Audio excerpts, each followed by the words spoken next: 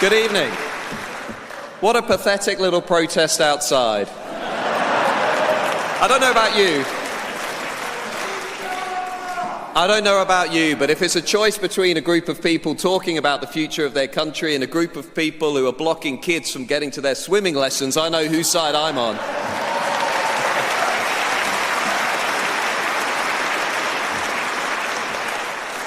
Listen, conference, my name is Matt Goodwin and I want my country back.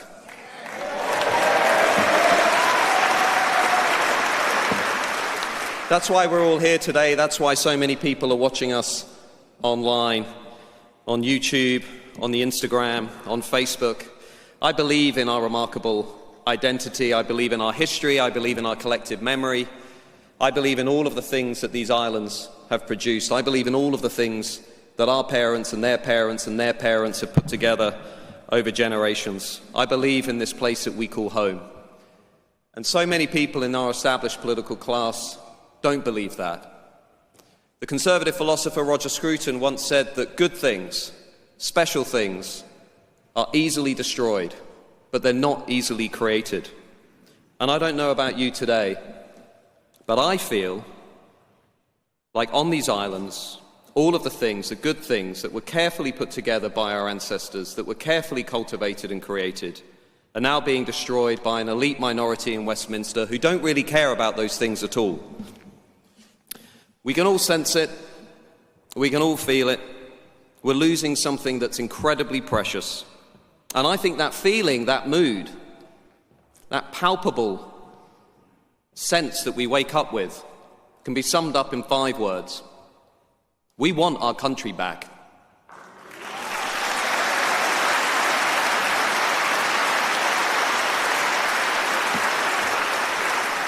We want our country back from an elite minority in Westminster, Oxford, Cambridge, Brighton, who have absolutely no interest in representing the values and the voice of the forgotten majority in this country.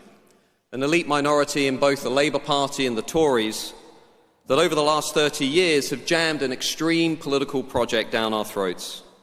They've smashed the working class to pieces, and now that project is wholly responsible for the managed decline of our nation that you see around us today. Big state, big tax, big immigration, big debt, big spending, big welfare, big net zero, big on woke, big on anything and everything except the things that made these islands great to begin with. Individual freedom, liberty, entrepreneurship, genuine prosperity. Big on everybody except the British people and the English people. We want our country back from a hapless political class that thinks that the path to growth in this country is to give us the highest tax burden that we've seen since 1948. That tells us that we need migrants to do jobs in this country, while at the same time funding 6 million British people to sit at home on out-of-work benefits. A government that just increased taxes by another 40 billion, that is planning on increasing spending over the next few years by 32 billion, and which just gave £19 billion, or pledged £19 billion, to give our own territory away to the allies of China. It's absolutely outrageous.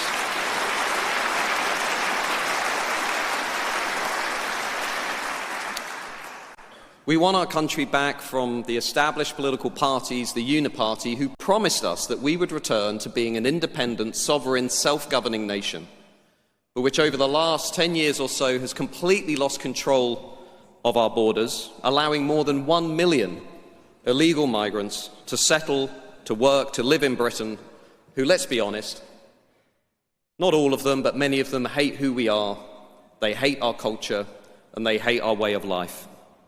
Just look at some of the utterly disgraceful things that are happening in Britain today.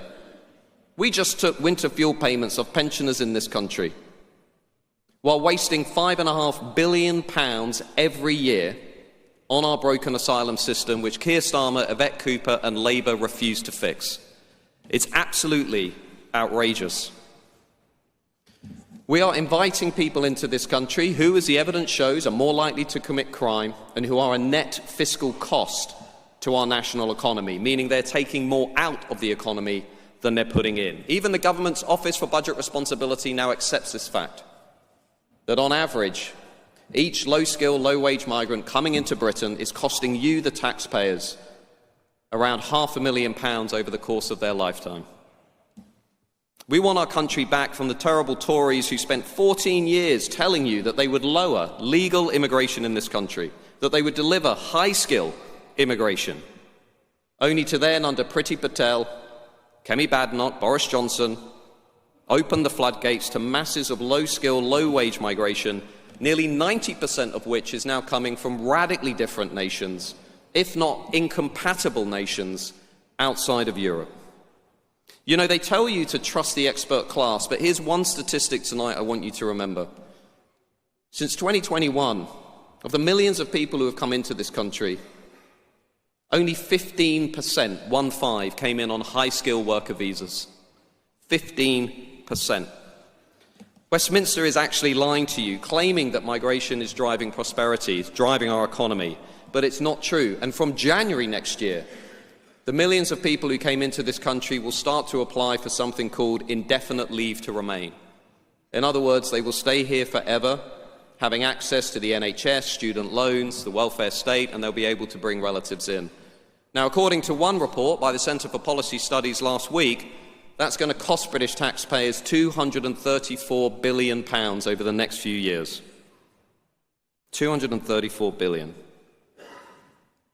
That's what our children are going to pay, and that's what their children are going to pay. The Tories very nearly destroyed this country when they were in office, so let me ask you a question. If you invited an architect into your home, and they very nearly destroyed your home, would you invite them back? Of course you wouldn't. So don't invite the Tories back.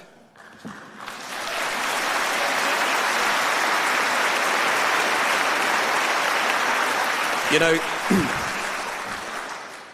we want our country back from an elite class that is spending £15.3 billion every year on foreign aid, that is sending money to help obese children in China, climate farms in Nepal, LGBT campaigns across Eastern Europe, but won't use that money to help pensioners here in Britain, to help people who have played by the rules their entire lives and who have paid into the collective pot.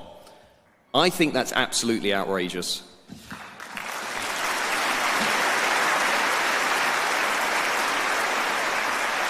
And I don't know about you, but I think the fact we're still spending billions of pounds or wasting billions of pounds overseas is especially appalling, given that we are treating British people in hospital corridors and car parks in this country.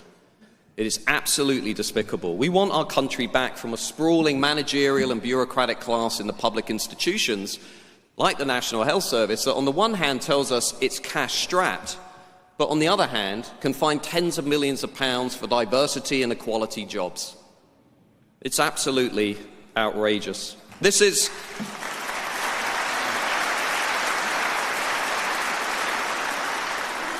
the diversity industrial complex. This is the movement that's symbolised by the likes of Labour Mayor Sadiq Khan, Keir Starmer and the celebrity Wokarati, who are utterly obsessed with every kind of diversity except diversity of thought and diversity of opinion, like those guys outside. And what they want you to believe is that the only thing that defines nations, you have to understand what's going on in the West today. What they want you to believe is that the only thing that defines our nation is that we celebrate diversity. Diversity is the new conformity. But as the academic Francis Fukuyama once said, if the only thing that's holding a nation together is that you celebrate diversity, it's like saying you have no real identity of your own. And we have a remarkably unique and precious identity, history and culture in this country, and we don't want that to be reduced to the bland celebration of diversity. We want our country back from all of those activists, lawyers, judges, foreign courts, non-elected quangos who use the ridiculous laws created by Tony Blair to allow foreign murderers, rapists and other criminals, drug dealers, illegal migrants to stay on our streets, and a legal class who are using our own laws to make our home less safe. Do you know, the writer Thomas Sowell once said, immigration laws are the only laws that are ever discussed in terms of how to help people break them. Just think about that. That's what's happening in this country right now. We have an activist legal class that is more interested in helping people who break our laws than defending the people who respect our laws.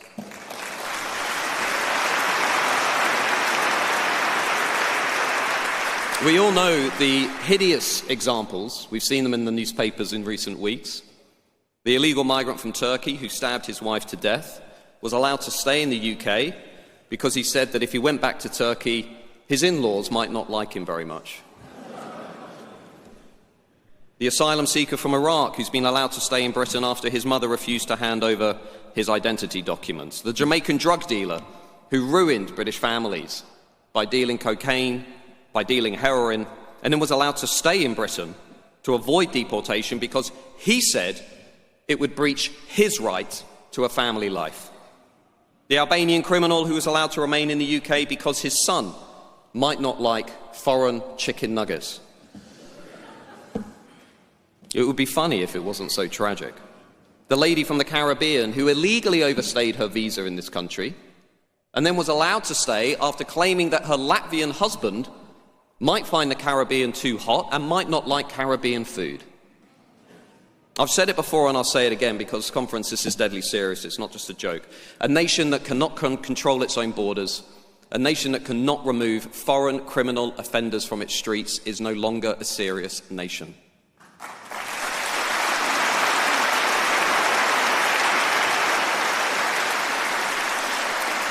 So what would you do to fix these problems, they'll say in the newspapers tomorrow? Very clear.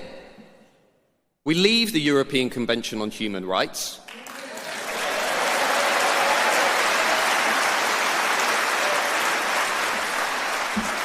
We reform Tony Blair's ridiculous Human Rights Act.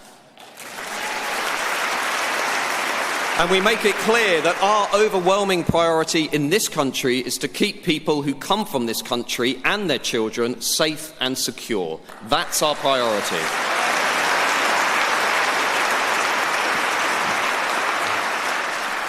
And let me tell you, I want this country back from politicians in Westminster who've talked endlessly about George Floyd, who've talked endlessly about Stephen Lawrence, and for much of the last 40 years, they never said anything about girls like Lucy Lowe, Charlene Downs, and Victoria Agoglia,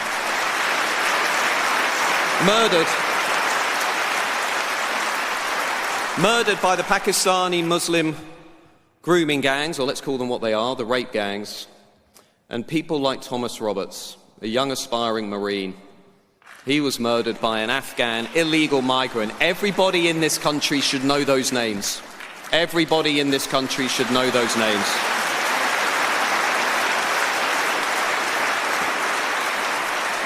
Labour leaders like Keir Starmer and Angela Rayner rushed to take the knee, to express solidarity with a revolutionary social movement that hates the West. And now they can't even bring themselves to hold a national inquiry to bring those girls and their families the justice they deserve. It's outrageous.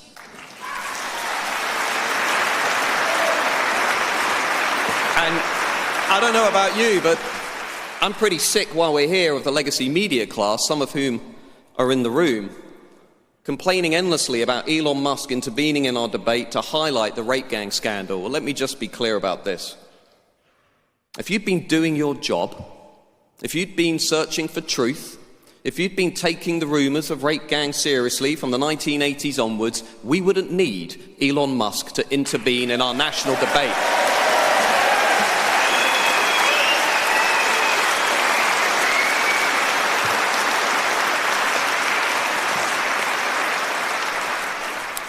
And now Keir Starmer, remarkably over the last few days, our Labour Prime Minister, has the gall to say this movement is a dangerous movement. This movement is a danger to the country's working class. Just like after Southport, just like after the rape gang scandal, Keir Starmer decided to dismiss millions of people in this country as jumping on the far-right bandwagon. I'll tell you what's dangerous. Dangerous is imposing mass uncontrolled immigration on a nation that never voted for it, that does not want it, while deriding anybody who voices concern about it as far-right. That's dangerous.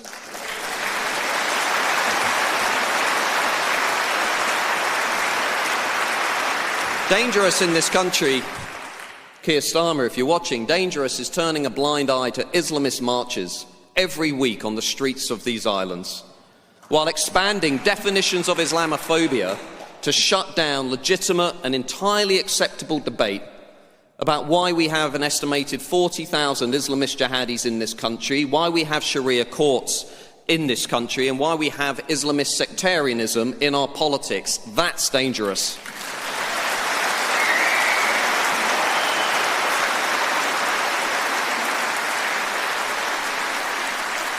Dangerous is losing control of our borders and then just shrugging your shoulders, lying to people by telling them that you're bringing down the numbers of small boats. They're up 15%, while at the same time using draconian laws that are sending police officers to people's homes on these islands simply because of something they happen to share on Facebook in their own home.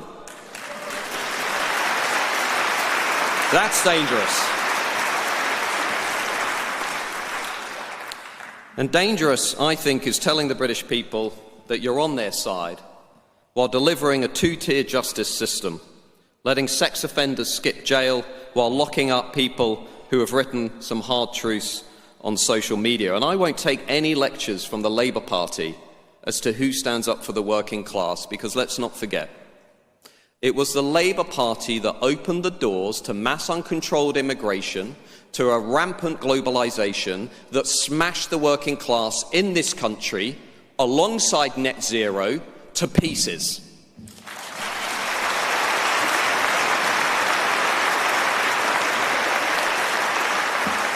So look, conference, I want my country back, and I know that you want your country back.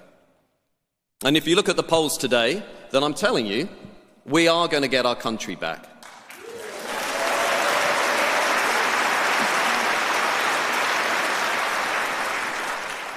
But we're not going to do it without your help. This movement needs people to stand, put their heads above the parapet, become councillors, become party members, put yourselves forward at the next election. Chuck in 10 quid, 25 quid. This party needs the hard-working, tax-paying, patriotic, forgotten majority to do their bit. That's the way this country's always worked. It's the ordinary people in this country that get things done. It's the ordinary people who push forward to change our relationship with the European Union. It's the hard-working, tax-paying people in this country who reminded Westminster that they were woefully, utterly out of touch with what was going on outside of London in areas like this. So let's get out there, conference. Let's take back our country. Thank you very much.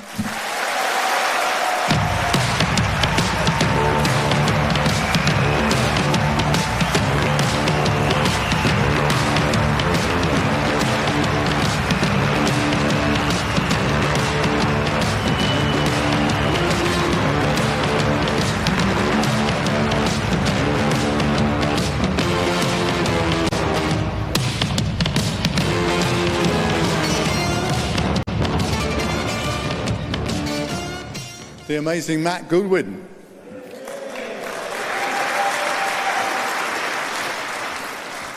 Conference, in the Southwest, we have our own superstar, someone who was a minister in government, someone who spent weeks flying through the air on BBC Television's Strictly programme. Ladies and gentlemen, please welcome the Right Honourable Ann Widdecombe.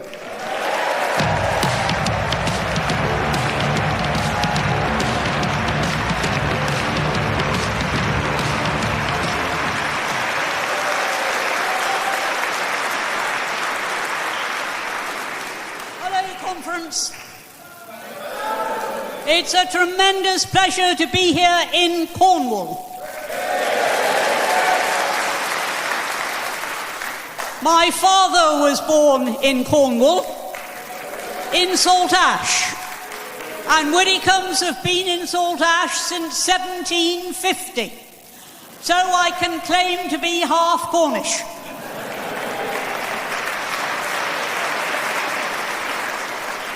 My mother, however, came from Plymouth. And when in 1983 I was fighting Plymouth Devonport, I got a lot of very rude comments from people asking me if I was conceived on the Tamar Bridge. To which I replied, showing my local knowledge, "Oh, the Tamar Bridge wasn't built then." Before I reflected that maybe the Tall Point Ferry wasn't much of an improvement.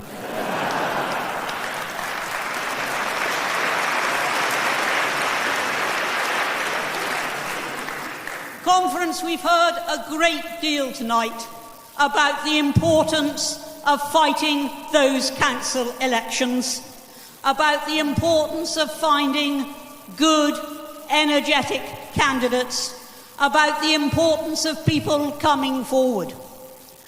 But if we have a major victory on May the 1st, that will only be the beginning.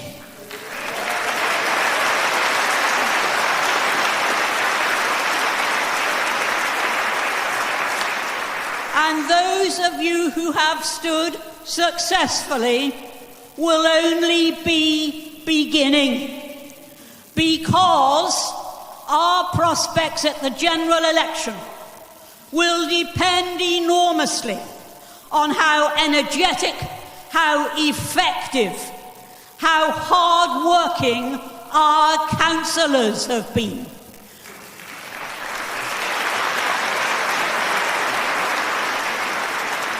Because if our councillors build first-class local reputations, that will all feed into the view that reform is the country's future.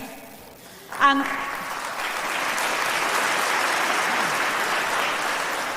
that is why it is so crucial that when we talk about May the 1st, we do always add the words "and beyond," because it is beyond the local elections that we then have to steam ahead and find the candidates for our national campaign, and find the candidates who will make Parliament once again worthy of respect.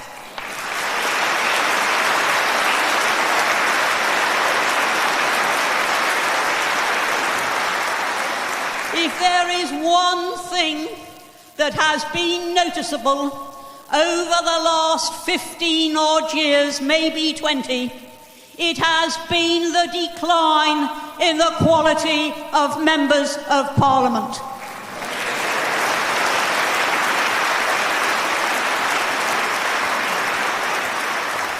And if you have any doubt about that, just read the memoirs of Simon Hart, the Tories' chief whip, which is now being sensationally serialised in a national newspaper. And just read the sort of party that he found himself trying to keep in line.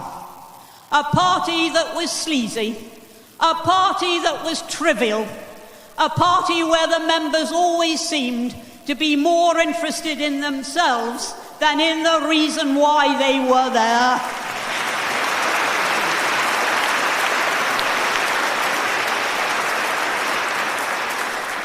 And I was a member of that party for 55 years. And for about 40 of those 55 years, maybe even slightly more than that, I was so enormously proud to be the party of Churchill, the party of Thatcher, the great party, a party that was one of the strongest in our history. I was so proud of it. And now look at it. I can remember conferences like this. Now they'd be hard put to fill a telephone box.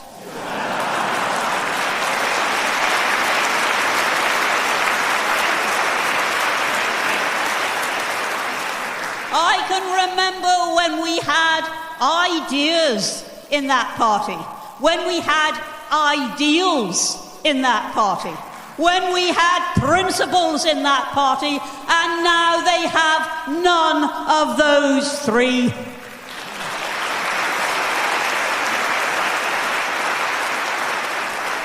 They have to be replaced, and they have to be replaced by a party that before it does anything else, it puts Britain and the welfare of the British people first.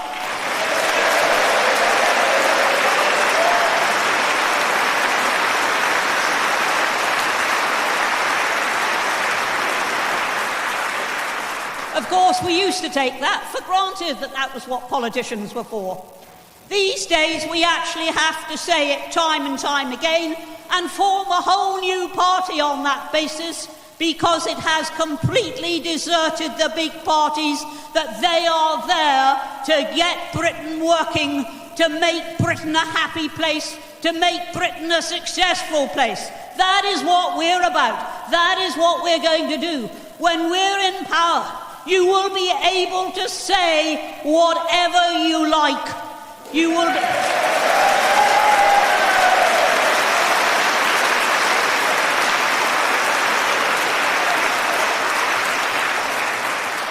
The only limitation will be that you mustn't actually incite violence.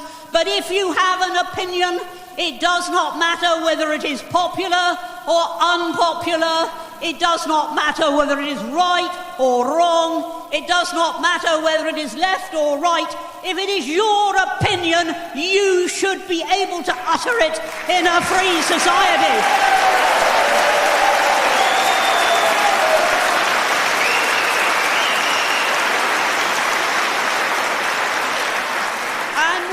To have that once, and we used to take it utterly for granted. And that is one of the things we mean when we say reform will give you your country back.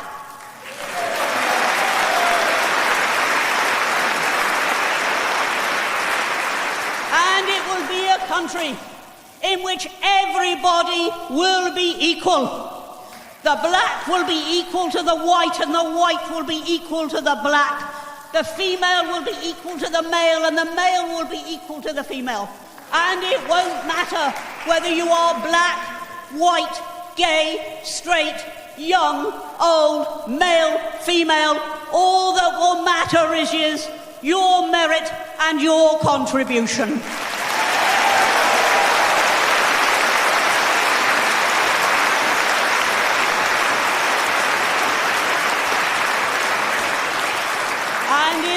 Also, we will give you your country back. And we will give you a country that actually knows how to control its own borders. One of the reasons that we left the EU was so that we would be able to say who came here, on what terms, and how long they could stay, and what they must do when they came. We could say that. We didn't say we're not going to have anybody. We said we are going to set the terms. And now we've got thousands of people coming in on the small boats, no term set except they get a hotel when they come here. We will put an end to that, because what we will put an end to is the arrival of the small boats. Australia did it.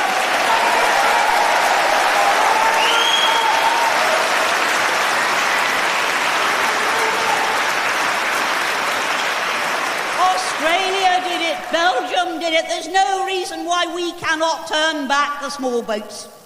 And if some do get through, and we're realistic enough always to have a plan B, which the Tories never had, it was just Rwanda. Starmer doesn't even have a plan A. We've always got a plan B. And plan B is that if they do get through, they will not be housed in hotels, but in secure reception centres, so that a message goes out.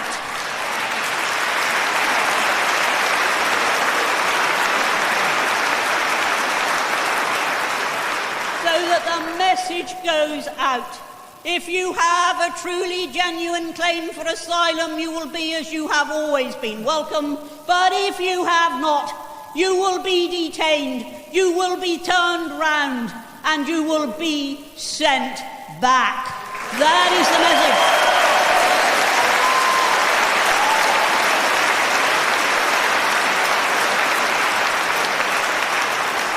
And anybody coming on one of those small boats has come from a safe country and will therefore be presumed from the outset to have no claim for asylum.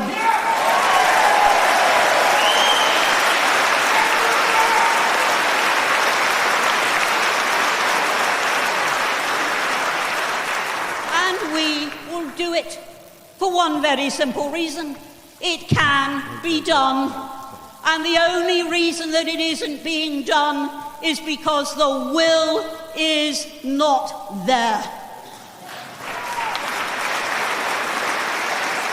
Reform has will.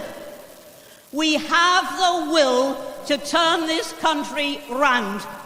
We have the will to make it a free, low-tax country. We have the will to make it a country where the state is a servant and not a nanny.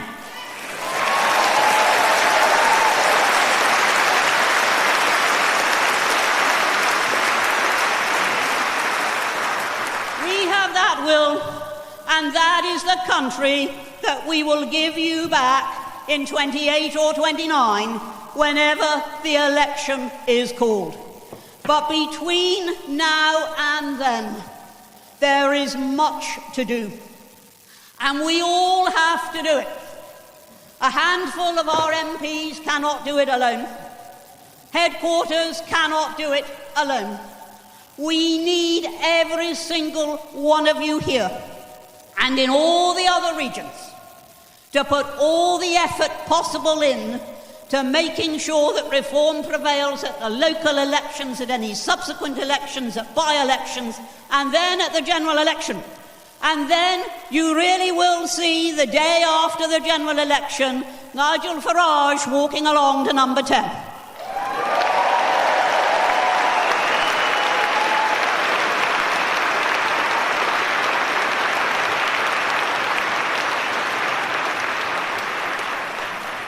So, talking of Nigel Farage walking along to number 10, he is shortly going to be walking along to talk to you.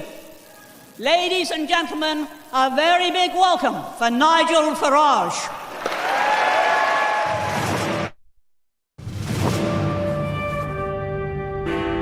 I now call the leader of Reform UK, Nigel Farage.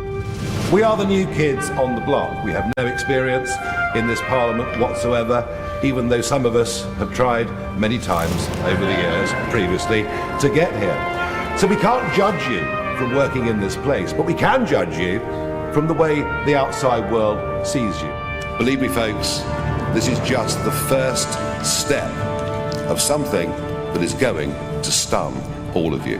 Thank you very much. Nobody on the front bench has ever worked in private business. Nobody on the front bench understands what genuine risk capital is.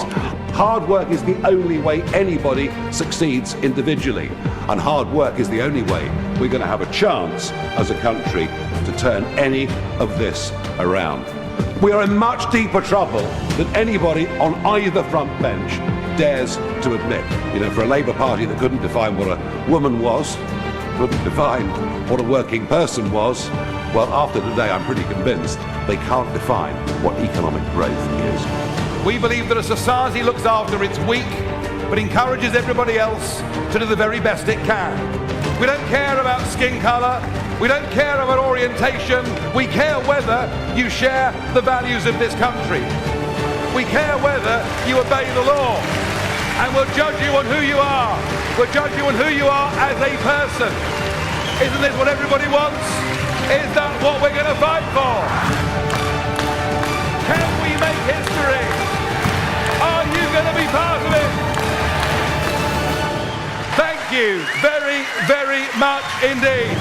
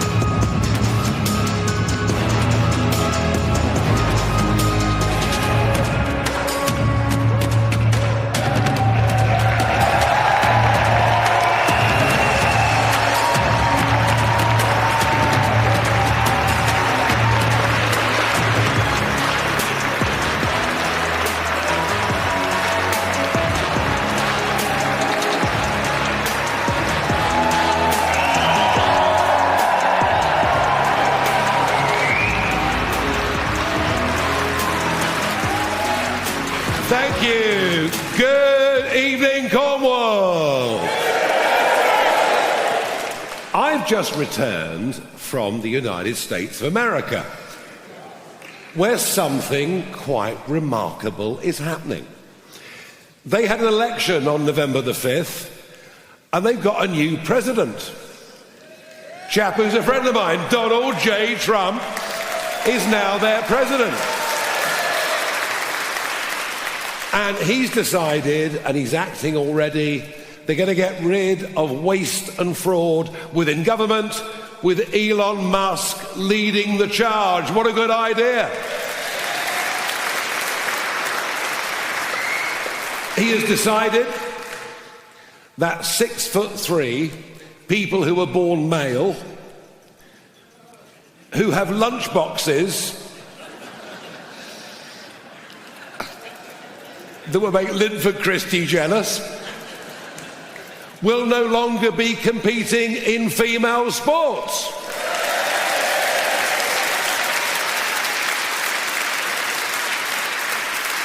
He has decided that nobody that enters America illegally will be allowed to do so, and the deportation flights have started already.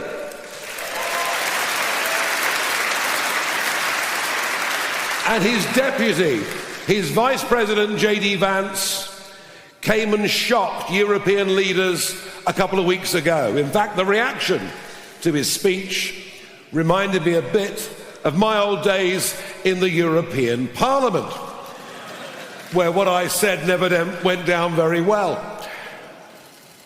He said that free speech was under threat in Europe.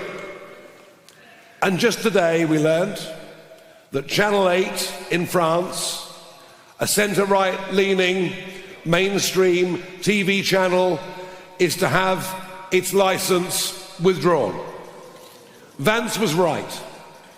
But that attack on free speech also happened tonight here in Camborne. What you saw outside this hall this evening was an organisation called Antifa. They are hard left communist political actors who were intent on shutting us down, intent on this exercise in democracy that is happening here in Cornwall tonight. They were intent on shutting it down. Well, let me give a message to Antifa. Let me give a message to two-tier Keir Starmer. Let me give a message to all of them. We will not be cowed. We will not be silenced by anybody.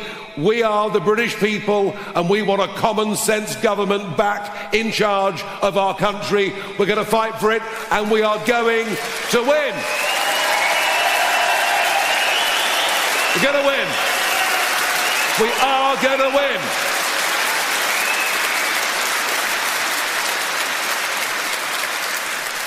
Political protest is fine. I don't mind people shouting things out at me. I can just about live with the odd egg, that's all right. But masked people outside tonight, threatening and intimidating you, Cornish members of the public, is not good enough, and all the warnings were there online before. Everyone knew what was going to happen, except it would appear the local police. And I will be writing to the acting chief constable to say, stop looking at what people say online and allow democracy to flourish in Devon, Cornwall and the whole of the West Country.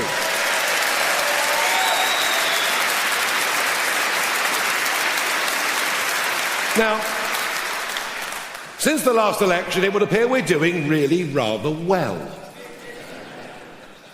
Which means that the Prime Minister has decided he will open up the attack guns on reform, or perhaps more accurately, on me. He delivered a speech in Scotland just yesterday, saying that we were right-wing. Perish the thought. Didn't call us far right, which rather surprised me, but that will come in time. He said that his way was the way for people to have good, well-paid jobs. Well, it was the Conservatives that started it, but Labour that have continued. But the net zero madness is closing down factories, is closing down industry on a scale we couldn't have even believed. Today, it's the mini plant at Cowley that employs 3,500 people. Before that, it was 1,100 jobs going at Luton. And the reason is simple. The Labour and Conservative governments have said, you must buy electric cars. Do you want to buy electric cars? Thank you. There we are. Are you watching, Prime Minister? We have closed most of our chemical industry. We have closed all of our aluminium smelting. We only have one primary steel plant left in the whole of the United Kingdom. And even if we surround, as they plan, the whole of Cornwall with these godforsaken, pig-ugly windmills, it will still only provide a fraction of the jobs. Starmer will close down the North Sea. Miliband will make sure your bills go higher. And the greatest lie Labour told at the election is that your electricity prices would fall by £300 per household. Remember that? We'll find out tomorrow what the increases will be.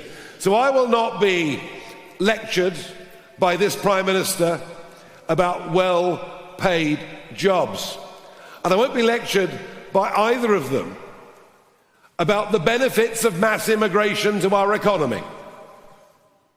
When I say mass immigration, I mean 10 million people in the last 20 years. And the media will say, but Nigel, they're coming in to do jobs. Do you know of the last 3 million that came into Britain from outside of Europe during the Conservatives' period in office, only 22% are working. The rest have come in as dependents, and it's making everybody in this country poorer, and nobody has the courage to stand up and say it. But a reform government will stop this massive population increase in this country, will get British people back to work, and anybody that arrives via a dinghy on the English Channel will never, ever, ever be allowed to stay in our country.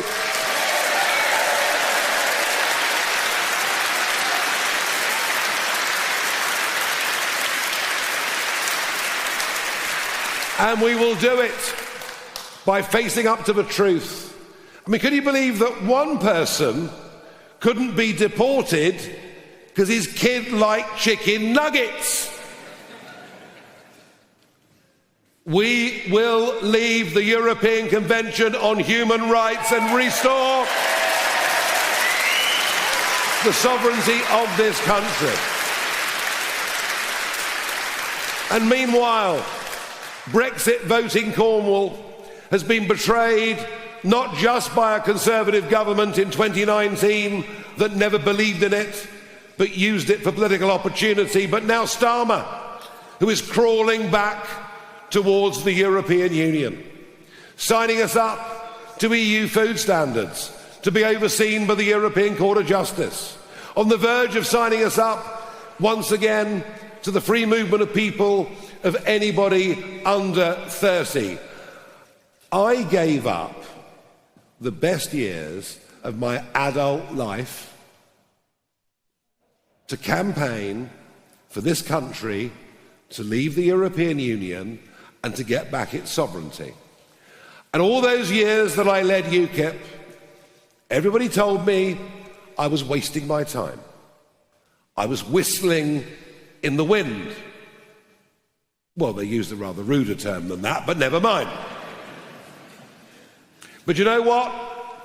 Through the hard work and persistence of that grassroots movement, we didn't just force a referendum, we won an historic constitutional referendum, the biggest fundamental change to our country in 300 years.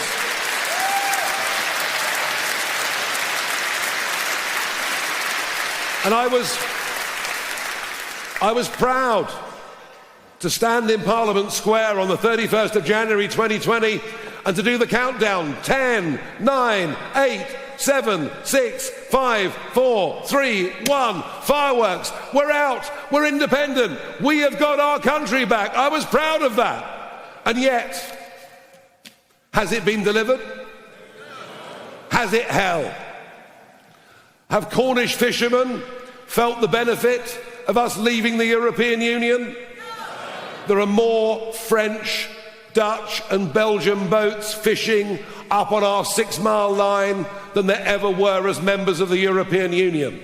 Our fishing fleets are put under by the MMO and the MCA levels of regulation never seen before. And I say this as I have a family member involved in the fishing industry in your great county.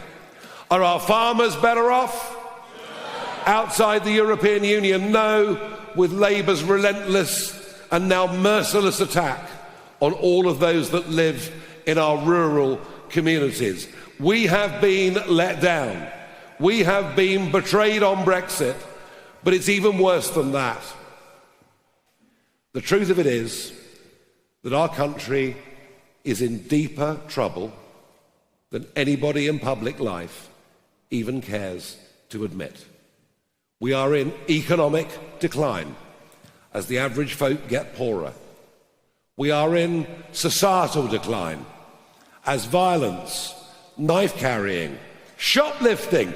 You can go nick 200 quid and not get prosecuted.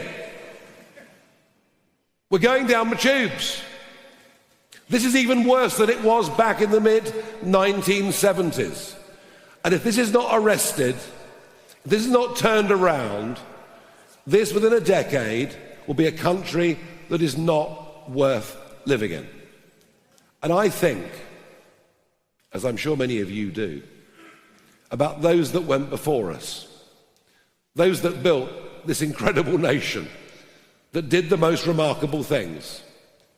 Those that went before us, look at every village in Cornwall with its war memorial. Think about those that paid a massive price so that we could live as free people. I fear and I feel, as I guess many of you do, all of this is being given away. And that is why, despite over a quarter of a century campaigning for a cause that I was told I could never win, but did, and then enjoying a few years of semi-retirement, not having to work 7 days a week, not being pilloried by the press, enjoying myself enormously on GB News. But I thought last summer, I just cannot stand by and watch this useless, gutless, inexperienced political class surrender everything. Think about it. We've now got a cabinet of 25 men and women, not one of whom has ever worked in private business. Not one. We have a chancellor.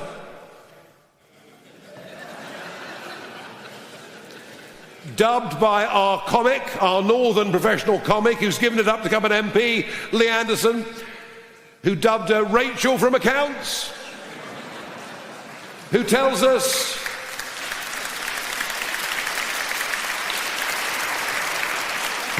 she spent 10 years as an economist at the Bank of England. Now we know it was 4.5 in customer complaints. Is it any wonder we're in such trouble?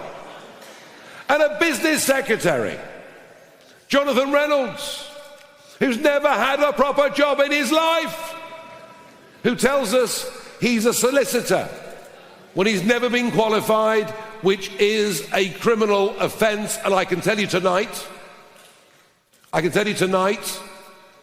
that there will be a private prosecution brought against Jonathan Reynolds.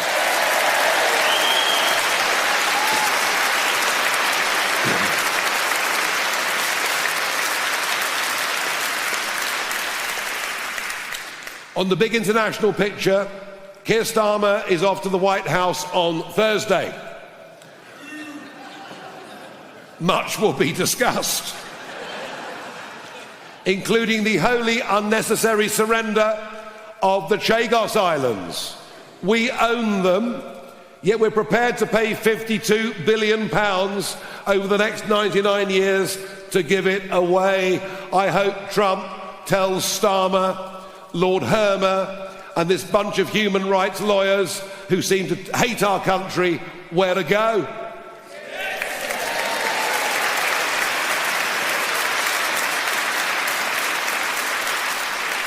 On Ukraine, it's the third anniversary of an horrendous war. 1 million battle casualties. Men living in trenches, behind barbed wire. It's almost hard to believe 106 years on, but it's just like the Western Front. At least Trump is attempting to negotiate peace, and I welcome and applaud that and believe that, as a principle, is the right thing to do. But what is important is that Ukraine must have the necessary security guarantees, and Starmer needs to make that plain to America. We may have slightly different nuances on this, but the important thing about settling the Ukraine war, about getting peace, is we have to make sure those security guarantees mean that Putin can never, ever do it again. And I hope Starmer comes back from the White House with that agreement.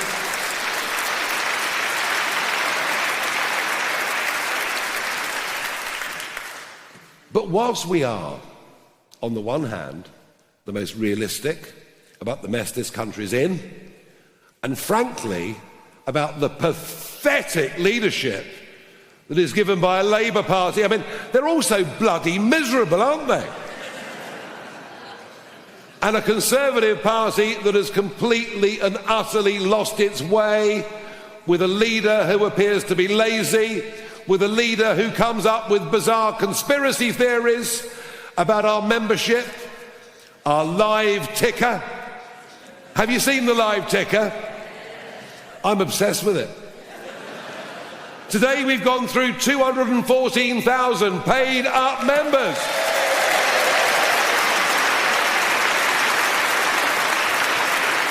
Now, the Tories are a waste of space. Kemi's hopeless. They're going to fall off a cliff electorally. Indeed, it's happening already. And we now, in the last few weeks, we are now topping every single opinion poll in this country. What an amazing achievement.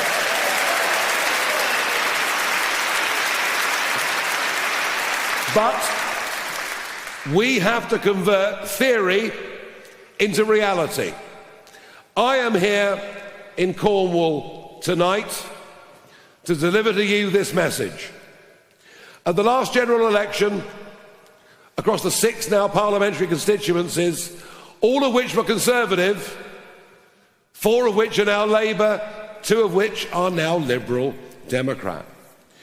We scored 16.6% of the vote on the 5th of July last year. An average of the latest polls in Cornwall puts us over 25% and says that if there was a general election tomorrow, Reform would win St Austell and Newquay and Cornwall South East. How about that?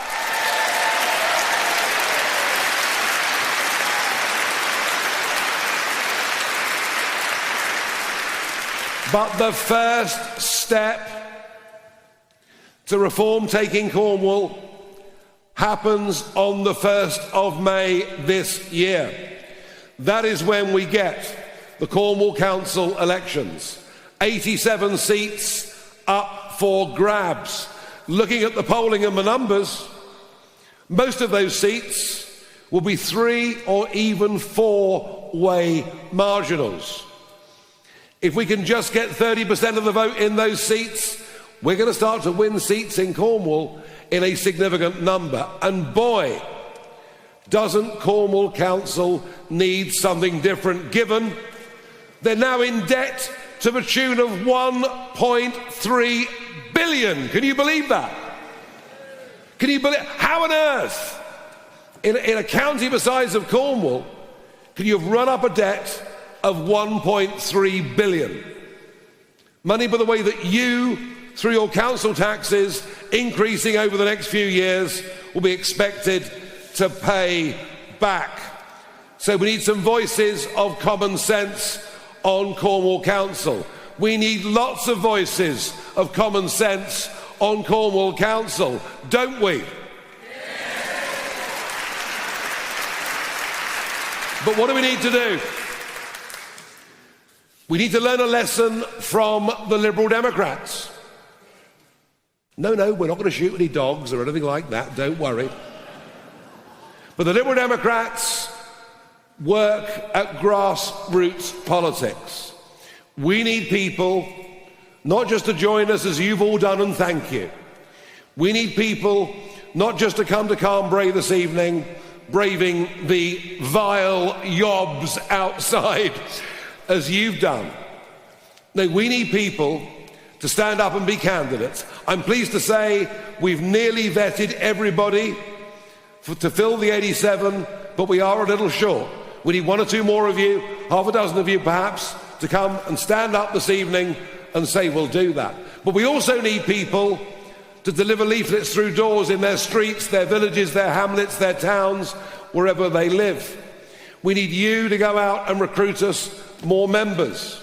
We need those of you who want to do it to support candidates and go out with them and knock on doors and hold stalls and hold street markets. If we together collectively get together behind the 87 and one or two more that come along this evening and join as candidates, if we do that, we will achieve a massive success in Cornwall on May the 1st this year, which will lead the way to Reform dominating the next general election in Cornwall. Is that what we want to achieve? Is that what you're going to help me with? Are you ready to make the commitment to help this great cause? Are you ready to do more? Well, please, let me ask you, stand up if you're prepared to be a candidate.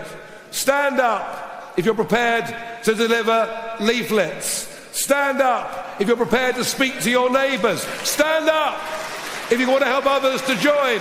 Stand up. Are we going to fight for reform? Do we want our country back? This is incredible. Thank you. At the end of this meeting, all around this room, you will see the branches. Go to the table, go to the stand with your branches on, and remember, you've stood up, I've looked you in the eye, you've promised you're going to make a contribution, and I know you're going to do it, and I know whenever I come back here next, Reform UK will become the dominant force, not just in Cornwall politics, but in British politics, and we'll bring back courage, we'll bring back leadership, we'll bring back patriotism, we'll bring back belief in who we are, we'll bring back the idea that our kids must no longer be poisoned at school, and we will, to quote a friend of mine, make Britain great again. Thank you.